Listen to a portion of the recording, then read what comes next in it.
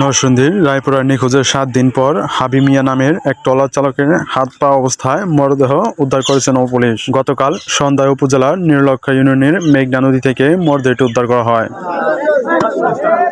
হাবি মিয়া নরসিংদী সদর উপজেলার আলোকবাড়ি ইউনিয়নের মুরাদনগর গ্রামের বাসিন্দা ছিলেন। পুলিশ ও পরিবারের সূত্রে জানা গেছে, 21 জানুয়ারি সকালে ট্রলার নিয়ে বের হয়ে নিখোঁজ হন হাবি মিয়া। ওই দিন ট্রলারটির খোঁজ পাওয়া গেলেও তিনি নিখোঁজ ছিলেন। পরে রাতেই নরসিংদী সদর থানার একটি সাধারণ ডায়েরি জিডি করেন হাবির মামাতো ভাই নায়েব আলী মিয়া।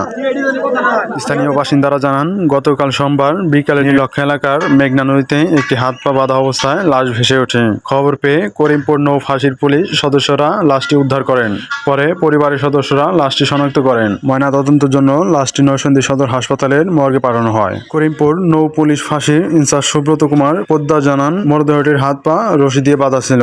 মাথার পিছনেও আঘাতের চিহ্ন আছে।